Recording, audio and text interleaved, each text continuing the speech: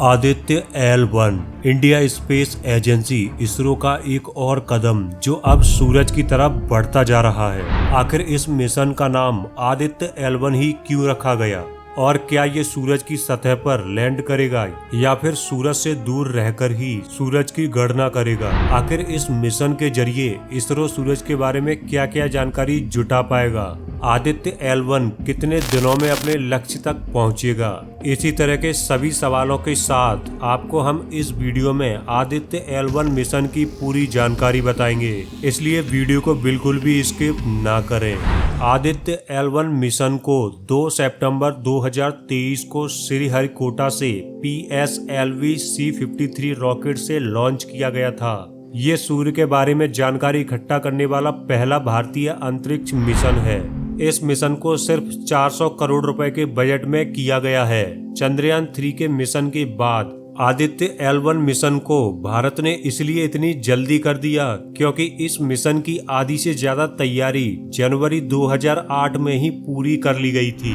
इस मिशन का नाम आदित्य L1 इसलिए रखा गया है। आदित्य का शाब्दिक अर्थ अदिति होता है और हिंदू ग्रंथों के अनुसार सूर्य की माता का नाम अदिति है और L1 को लाग्रांज पॉइंट पर रखा गया है। मतलब ये है कि अंतरिक्ष में हमारे सौर मंडल में 5 लाग्रांज पॉइंट्स को माना गया है, जैसे L1, L2, L3, L4 और L5। इसमें लाग्रांज को ही शॉर्ट में L बोलते हैं और ये स्पेसक्राफ्ट बस L1 तक ही जाएगा। बस इसीलिए इस मिशन का नाम आदित्य L1 रखा गया है। इस स्पेसक्राफ्ट को L1 पॉइंट तक पहुंचने के लिए 15 लाख किलोमीटर की दूरी तय करनी होगी और इतनी दूरी तय करने में इसे 4 महीने का समय लगेगा। L1 में पहुंचने के बाद ये एक हेलो ऑर्बिट में घूमेगा और 5 साल तक ये हेलो ऑर्बिट में घूमकर सूरज को ऑब्जर्व करेगा।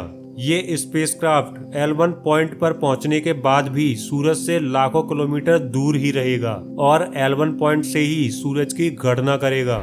ये ना तो सूरज का चक्कर लगाएगा और ना ही पृथ्वी का, ये सिर्फ हेलो ऑर्बिट में ही घूमेगा। आप इस वीडियो में भी देखकर समझ सकते हैं कि हेलो ऑर्बिट में घूमना क्या होता है।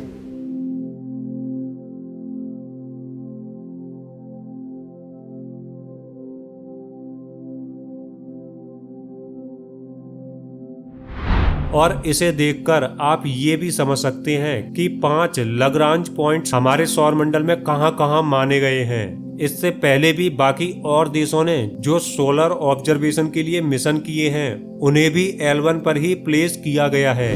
L1 और L2 सबसे इम्पोर्टेंट पॉइंट्स हैं क्योंकि ये दोनों ही धरती के सबसे करीब हैं। जो famous James Webb space telescope है उसे L2 पर प्लेस किया गया है।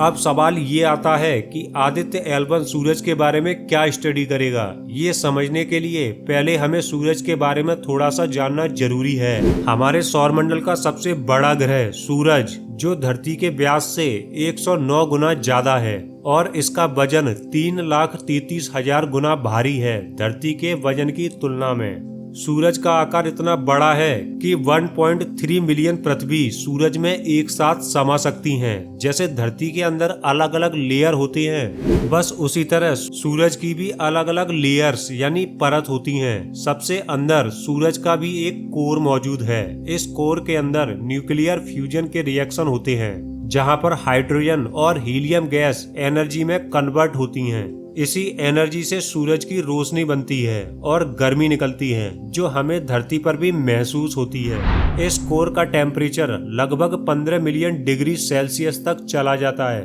इसके बाद आती है रेडिएटिव जोन की लेयर, फिर इसके बाद कॉन्वेक्टिव जोन लेयर, इसके बाद होता है सरफेस जिसे सतह बोलते हैं।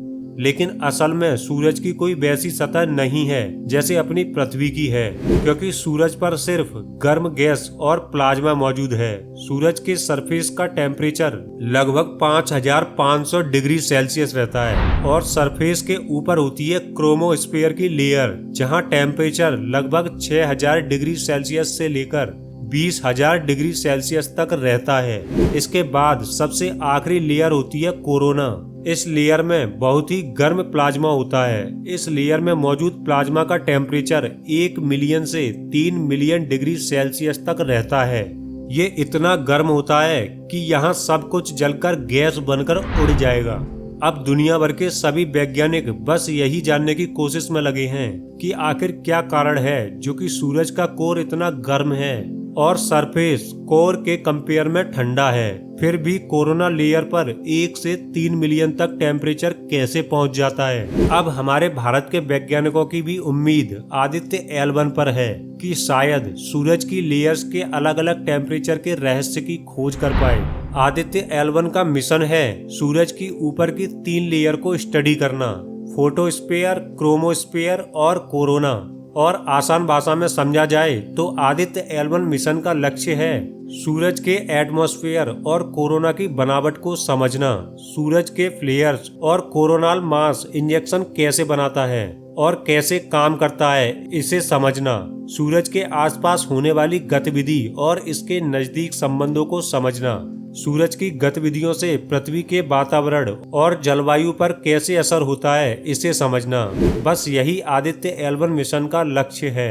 कुछ इसी तरह का मिशन सन 2018 में नासा ने सोलर पार्कर प्रोब लॉन्च किया था।